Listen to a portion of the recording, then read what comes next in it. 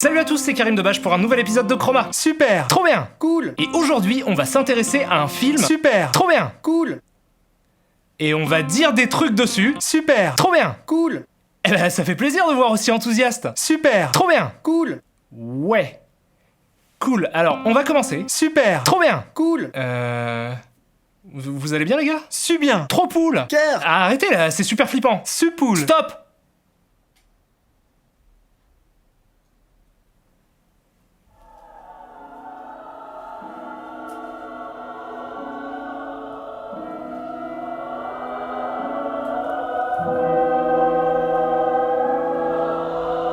C'est très étrange. Hey! Oh putain de merde, Orson Welles. Oui, c'est moi. Monsieur Welles, c'est un honneur. Je sais. Que me vaut le plaisir? J'ai des choses à te montrer, tu vas devoir me suivre. Ok. Ouais, alors par contre, je vais avoir besoin d'un coup de main. Bon, après le rond-point, tu bifurques à gauche, il y a une station Autolib juste devant le McDo. Ah bah non, par contre, moi j'ai pas le permis. Ah, merde. Oui, bah faut prévenir aussi. C'est quelle station? Cap Canaveral sur la 7 bis. Ah, c'est charmant, hein. Ouais, bah, c'est l'espace. Et voilà, nous sommes finalement arrivés à notre destination. On est revenu à notre point de départ. Regarde mieux.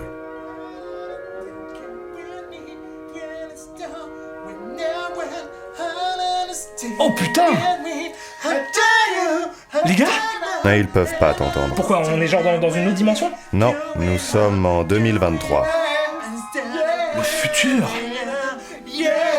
C'est stupéfiant. Et là, on est sur un tournage, là, donc ils vont tourner, c'est ça? Oui, en quelque sorte. Et action. Quoi? Ah bah ça c'est sûr. Mais y a personne, là, ils filment personne. Ou sa chaussure. Et ainsi, devant ses yeux stupéfaits se déployait l'effroyable vérité. La vérité d'un avenir sans espoir, d'un demain sans lendemain, pétrifié d'épouvante par l'atroce vision d'un destin où règne le mauvais goût et la faute. Oh, hé, attention! Pourquoi? Eh bien parce que tu ne parles que de films de merde. Ah, ça n'a pas de sens. Vraiment.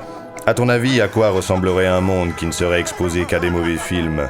Un monde qui n'arriverait plus à faire la différence entre le bon et le mauvais. Un monde sans point de repère, sans référence. Ne penses-tu pas que ça pourrait te rendre fou? Ou pire? Ok, j'ai compris, je dois parler d'un bon film. Lequel? Je sais pas, tu pourrais au hasard parler d'un premier film qui a genre révolutionné le cinéma par son utilisation pertinente de la profondeur de champ et des dernières techniques de son époque. Ouais, mais là, comme ça, j'en vois pas. Un film où le personnage titre meurt au début et où tout est construit autour de flashbacks de gens qui l'ont connu. Mais oui! Voilà. Maintenant, il est temps que tu te réveilles. Que tu te réveilles. Que tu te réveilles. Que je me réveille? Je sais quoi faire. Salut à tous, c'est Karim Debache pour un nouvel épisode de Chroma. Et aujourd'hui, on va s'intéresser à Vidocq.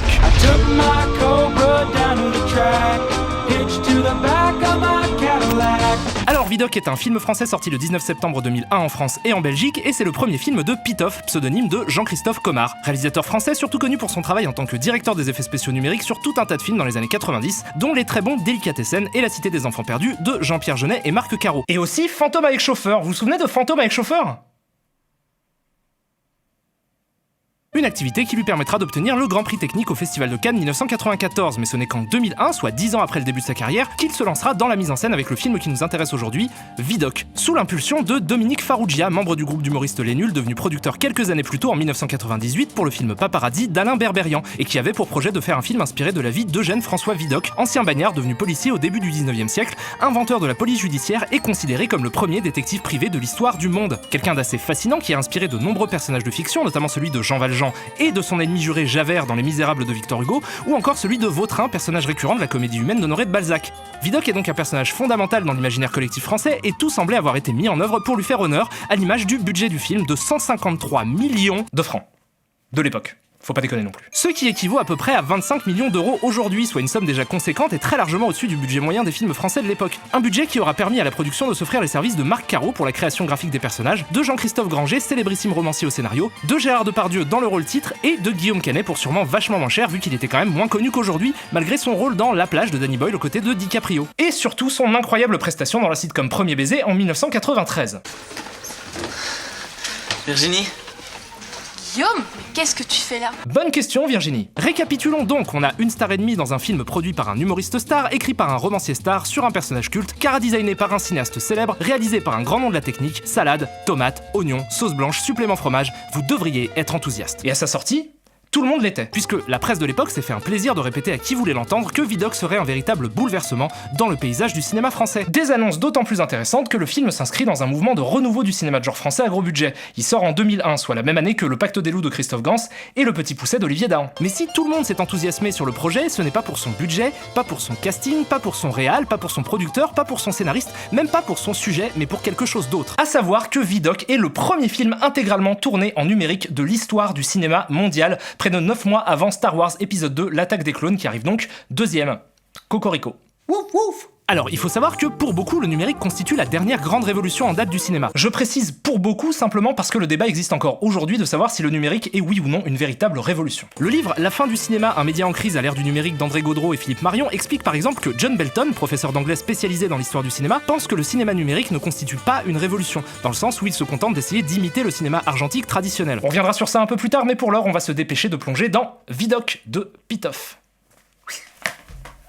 Donc Vidocq nous raconte l'histoire d'un monteur de film qui un matin reçoit un paquet avec tout un tas d'images, une carte blanche et un petit tas de cocaïne. Alors au début ça le surprend et puis après il se dit « Oh et puis merde, on a compris ». Bah pardon. Je disais donc, Vidocq nous raconte l'histoire de Vidocq, interprété comme je le disais un peu plus tôt par Gérard Depardieu, qui se balade d'un pas volontaire et décidé dans une fonderie jaune pipi, peuplée de pittoresques gros plans. On comprend rapidement qu'il est en fait en train de poursuivre un mystérieux personnage qui porte un masque en miroir et une cape en sac poubelle et qui le traquenardise. C'est pas un verbe. Le guet-apens? Non plus. Le piège. Bingo. Le piège d'un fourbe coup de bâton, ce qui nous permet d'assister à la première scène de combat du film, un duel au sommet qui mêle harmonieusement capoeira, raccord approximatif et grognement burlesque.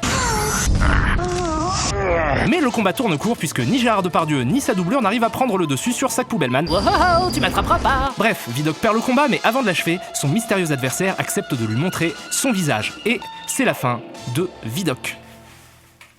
Non, le personnage, pas le film. Donc maintenant, Vidocq est mort. C'est ce que je viens de dire. Je disais donc, Vidocq est mort. Vidocq est mort. Effectivement, il est mort. Donc, après la mort de Vidocq... Mais on le sait, putain, on a compris qu'il était mort, on vient de le voir dans la séquence d'avant. Vidocq est mort. Tu sais, film, si j'avais pas aveuglément confiance en ton honnêteté intellectuelle, j'aurais tendance à être un peu suspicieux quant à la véracité de l'information que tu t'époumones à faire entrer dans nos cerveaux engourdis par ton rythme effréné. Vidocq est mort. Soit. Unité d'élite.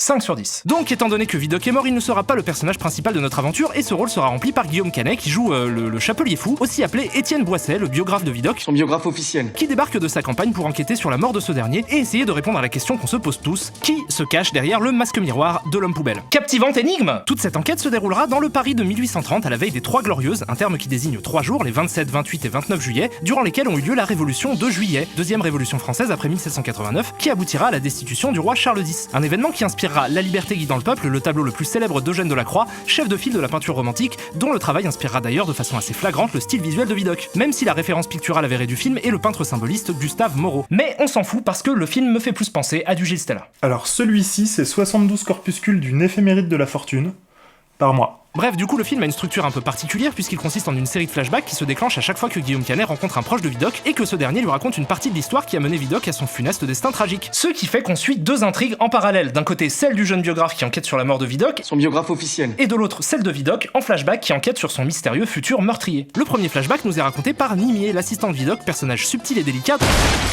qui explique à Étienne que tout a commencé lorsque Vidocq et Nimier ont été contactés par... Putain, André Dussolier chauve, pourquoi pas, qui joue un préfet de police qui leur demande d'enquêter sur la mort suspecte de 2 personnes qui ont étrangement pris feu après avoir été frappées par la foudre. Dussolier ne croit pas à la thèse de l'accident et est persuadé qu'il est face à un complot. 2 hommes foudroyés, c'est un complot. Donc le film, dans son extrême générosité, nous propose de suivre en parallèle de l'histoire de Vidocq et de celle de son biographe, l'aventure d'André Dussolier, qui enquête à la fois sur les morts foudroyées dans les flashbacks et sur la mort de Vidocq dans le temps présent. Donc il fait un peu le lien entre les 2 intrigues. Mais c'est pas tout, puisque... Comme vous l'avez sûrement compris, Vidocq lui aussi va rencontrer des témoins qui vont eux-mêmes lui raconter des histoires, ce qui crée encore un autre palier à l'intrigue qui consiste en des flashbacks dans les flashbacks consacrés à l'histoire des victimes de la foudre. Bon, du coup, j'ai fait un schéma.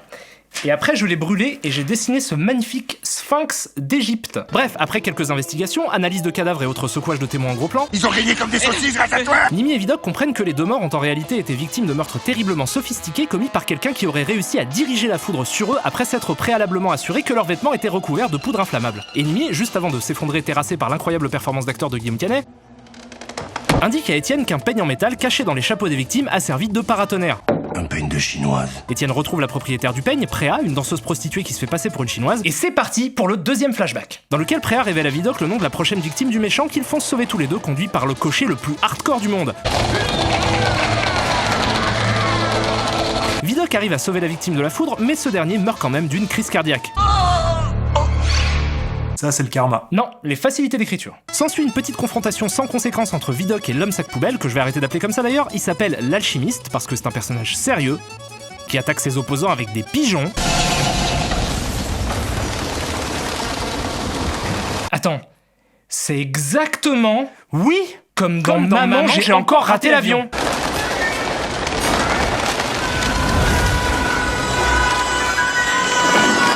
Ça peut pas être une coïncidence. Si. Ouais, en fait, c'est sûrement ça. Ouais, non, c'est sûr que c'est ça. Bref, sur le chemin du retour, Préa en dit un peu plus à Vidocq sur qui étaient les victimes, à savoir des mecs bizarres qui aimaient se faire poudrer le visage par des prostituées, chacun son délire. Ce qui m'embête par contre, c'est que là, on commence les flashbacks dans les flashbacks, donc pour vous sortir de cette espèce de cauchemar de poupée russe fractale, on va essayer d'ignorer la structure du film et de raconter les choses par strates. Ah super! J'adore l'être le néant. Quoi ? Les sédentologies phénoménologiques? Donc d'abord on a la partie de Guillaume Canet qui va rencontrer les uns après les autres toute une galerie de personnages secondaires qui lui apporteront à chaque fois des informations supplémentaires pour élucider la mort de Vidocq. En plus de Nimi et Préa, il aura affaire à une mère maquerelle, à un journaliste et à la femme d'une des victimes devenue opiomane. Il est visiblement filé par l'alchimiste qui assassine certains des témoins après qu'il les ait rencontrés et finit par être dirigé vers le témoin clé qui aurait assisté au meurtre de Vidocq dans la fonderie du début et donc aurait vu le vrai visage de l'alchimiste. Ça c'est ce qui concerne le personnage de Guillaume Canet. Les histoires qui lui sont racontées constituent la deuxième enquête, en flashback, celle de Vidocq. Il va de témoin en témoin, fait quelques rencontres ponctuelles avec l'alchimiste, jusqu'à découvrir la tanière de ce dernier, remplie de bouts de cadavres et autres joyeuseries. Bagarre numérique, high kick, sonic boom, middle kick, avant gros pied, chop, TP... Attends quoi ? TP ? Il a le pouvoir de se téléporter ? Oui. Merci Gilles. Alors, on va faire un petit jeu de rôle. Si vous aviez le pouvoir de vous téléporter et que vous deviez tuer des gens, vous choisiriez, petit 1, de mettre en place un fastidieux plan qui consisterait à apprendre à maîtriser la foudre pour la faire frapper vos victimes en utilisant comme paratonnerre le peigne d'une danseuse chinoise pas vraiment chinoise cachée dans leur chapeau pour faire s'enflammer leurs vêtements préalablement recouverts de poudre impliquant dans le processus un incalculable nombre de personnes qui pourraient tous servir de témoins si par hasard des cadavres calcinés par la foudre avec un peigne de danseuse caché dans le chapeau éveillait la curiosité d'un inspecteur. Ou, petit 2, d'utiliser vos pouvoirs de téléportation pour les assassiner. Tic-tac, tic-tac. Bref, après ça, Vidocq comprend que pour mettre la main sur l'alchimiste, il doit se rendre dans la fonderie du début. Comment en est-il arrivé à cette conclusion qui le mènera à sa perte ? Eh ben, pour le savoir, il faut se pencher sur la troisième intrigue, celle des flashbacks, dans les flashbacks qui s'intéressent aux 3 victimes de l'alchimiste. Alors, il s'avère que ces 3 victimes sont de riches notables narcissiques obsédés par leur propre image et cherchent un moyen de rester jeunes pour toujours, ce qui explique leur enthousiasme à se faire poudrer. Ils rencontrent l'alchimiste qui leur promet un élixir de jeunesse éternelle en échange de jeunes filles vierges, mais la maison était construite sur un ancien cimetière indien. Ah non, pardon, ça c'est un autre cliché. Les 3 futures victimes s'exécutent mais finissent par perdre patience en voyant que l'alchimiste ne tient pas promesse, ce qui fait que ce dernier se venge en les tuant avec la foudre. On comprend ensuite que l'alchimiste utilise l'âme des vierges pour fabriquer son masque, et que quelqu'un, à la fonderie, doit l'aider pour ça. Ce qui va très bientôt nous amener à la fin du film et donc à la réponse à la question du début, qui que c'est l'alchimiste ? Et pour le savoir, on retourne dans l'intrigue principale avec Guillaume Canet qui interroge le dernier témoin de l'histoire qui a assisté à la mort de Vidocq, planqué un peu plus loin. Sauf que le dernier témoin en question est en fait, surprise, Vidocq lui-même, qui donc n'est pas mort et a réussi à s'échapper grâce à une superbe pirouette, menteur de journaliste. Alors, déjà, il est souple quand même, Vidocq, non ? Et aussi, je suis désolé, mais ça marche pas. Alors, certes, nous, on le voit pas vraiment tomber dans les flammes, mais on y croit aussi parce qu'on suppose que l'alchimiste l'a vu. Je veux dire, il regardait quoi, là, exactement, quand il était à quelques centimètres du seul homme au monde qui pouvait représenter un danger pour lui, sur le point de mourir dans d'effroyables souffrances ? Merde, quoi, c'est malhonnête, ce twist, ça marche pas. Oh, mais attendez, c'est pas fini. Parce que, cerise sur le pompon, on apprend aussi que l'alchimiste, c'était Guillaume Canet, ce qui fait qu'en fait, pendant tout le film, on suivait le méchant qui se faisait passer pour un biographe, Son biographe officiel. mais qui en fait s'assurait qu'il n'y avait plus de témoins gênants en vie, ce qui est quand même, encore une fois, un plan super compliqué pour quelqu'un qui a des super pouvoirs. Alors c'est beaucoup d'émotions, je vous donne quelques secondes pour vous relaxer. Bref, après ça on assiste à un dernier combat, l'alchimiste tue Nimi et l'assistant et il est finalement vaincu par Vidocq, qui libère les âmes des vierges emprisonnées dans son masque. Tous les protagonistes se retrouvent lors de l'enterrement de Nimi et c'est la fin de Vidocq le film. Ah non, pas vraiment, il y a quelqu'un qui les observe et c'est la fin de Vidocq le film. Maestro, musique qui n'a rien à voir.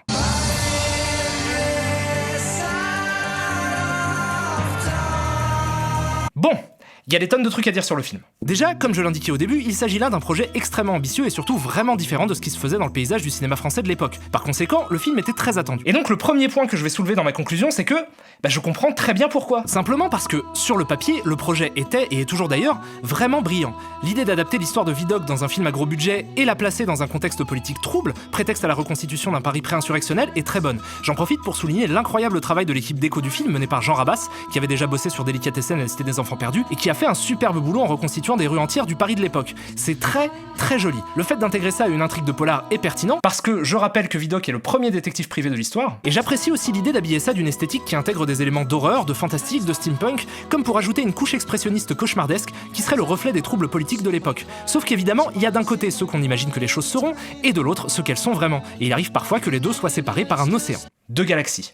Parce qu'après sa sortie, Vidocq a reçu un accueil plutôt mitigé, et en fait surtout très polarisé. Une partie des spectateurs a trouvé le film visionnaire, nouveau et efficace, il a même été nommé et primé dans plusieurs festivals, tels que le Festival international du film fantastique de Bruxelles, le Festival de Fantasporto à Porto, et le Festival international du film de Catalogne. Mais de l'autre côté, beaucoup ont été déçus par le film, qui se fait encore aujourd'hui descendre. Alors, qu'est-ce que moi, j'en pense ? Je trouve ce film effroyable. Mais vraiment, genre, effroyable. Il y a des synonymes à effroyable ? Monstrueux. Affreux.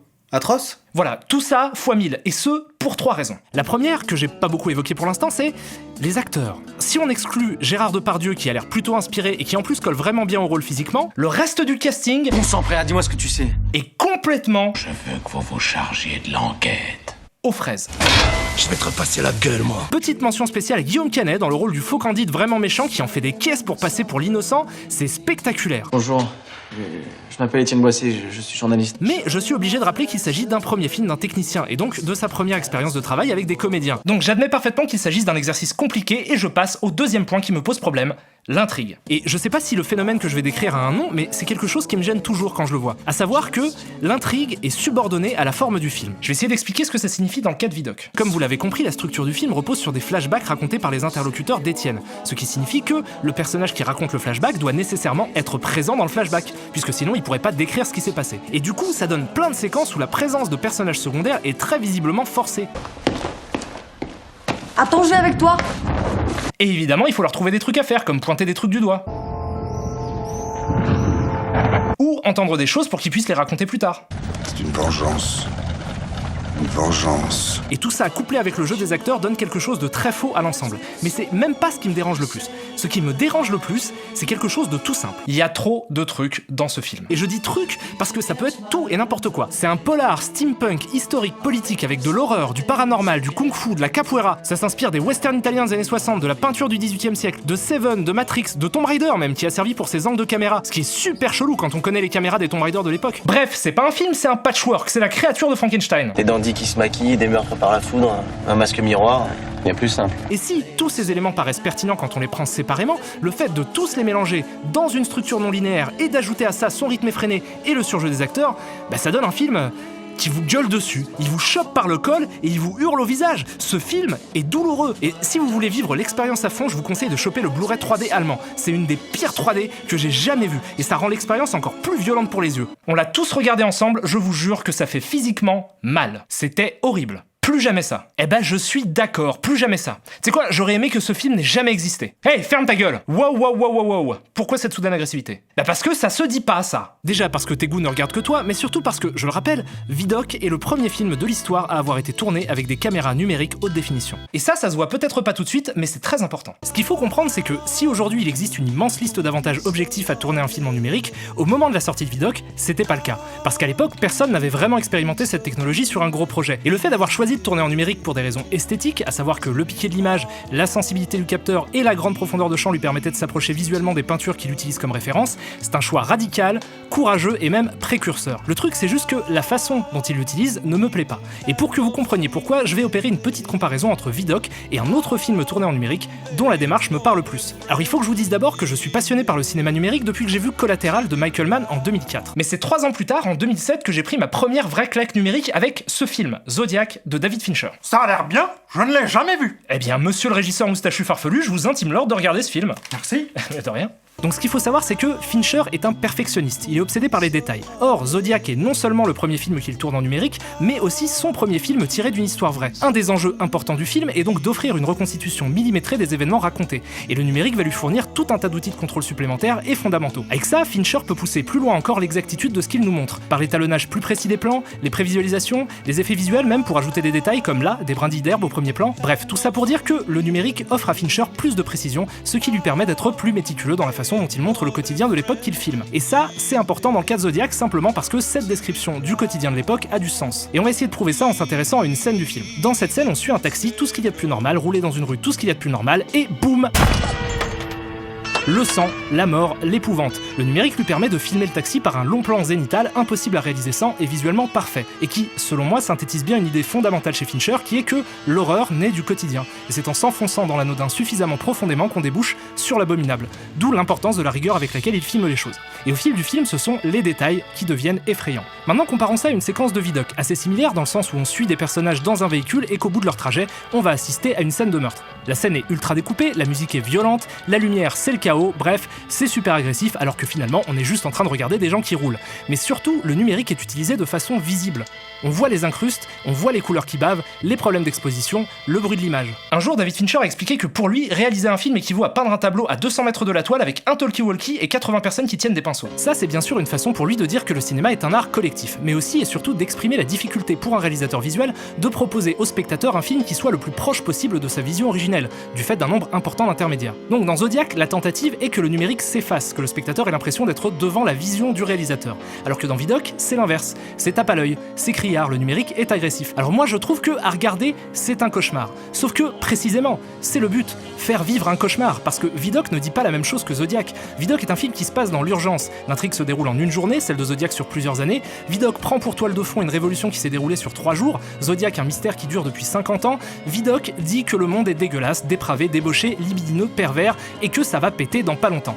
Bref, là on est face à quelque chose de très intéressant parce que même si je persiste à dire que je déteste le film pour tout un tas de raisons, je suis obligé d'admettre que le fait que j'ai été dérangé par sa vision est une preuve de réussite. C'est pas parce qu'un film est désagréable à regarder qu'il est raté. En l'occurrence, là, l'irritation que j'ai ressentie est visiblement un des objectifs du réalisateur qui a cherché volontairement à me mettre mal à l'aise. Et ça correspond au sens qu'il a voulu donner à ces images. C'est donc, je pense, une utilisation assez pertinente du numérique. Ouais, t'as peut-être raison. Et tout ça va me permettre de conclure en revenant sur ce que disait John Belton, à savoir que le numérique ne constitue pas une révolution. Eh ben, je suis à la fois d'accord et pas d'accord avec lui. Parce qu'effectivement, comme il le dit, l'image numérique et l'image argentique n'ont pas de vraie différence de fond. Une image, c'est une image, donc l'utilisation du numérique seul ne change rien. Ça signifie que ça peut pas être un type de révolution à la Vidocq, brutale, où d'un coup le numérique devient un style visuel à part entière juste parce que l'image est un peu différente. Par contre, je considère personnellement qu'on assiste à une métamorphose lente et presque invisible, mais qui, au terme de son évolution, aura intégralement changé le paradigme avec lequel les réalisateurs pensaient les films. Le plan de Zodiac, par exemple, était absolument impossible à faire sans le numérique. Le fait de donner au cinéaste la possibilité de s'affranchir encore un peu plus des règles de la physique qui régissent notre monde pour amoindrir les intermédiaires entre celui qui pense le film et ceux qui le reçoivent est, je pense, suffisamment important pour qu'on puisse considérer ça comme une révolution. Et ça vaut largement les quelques mots de crâne que m'a filé Vidocq, qui en plus, pour être tout à fait honnête, est arrivé au début de cette technologie et qui, très logiquement, essuie les plâtres. C'est aussi con que ça. Mais en même temps, c'est nécessaire parce que si personne ne le fait, on se retrouve avec des plâtres tout dégueulasses. Et un plâtre tout dégueulasse, mec, c'est super pourri. Ça gratte et c'est vachement dur de se gratter avec un plâtre. Alors je suis pas sûr que t'aies bien compris le sens de l'expression. Donc voilà, je pense que notre avis sur le film est pas si important et qu'il a bien sûr sa place dans l'histoire du cinéma. Par ailleurs, peut-être que si ce genre de film n'existait pas pour déblayer le terrain, les techniques ne se perfectionneraient pas. T'imagines, peut-être que sans Vidocq, on n'aurait pas eu le Zodiac qu'on a eu. T'as envie de vivre dans un monde où Zodiac n'existe pas ? Parce que moi pas. Ouais, moi non plus.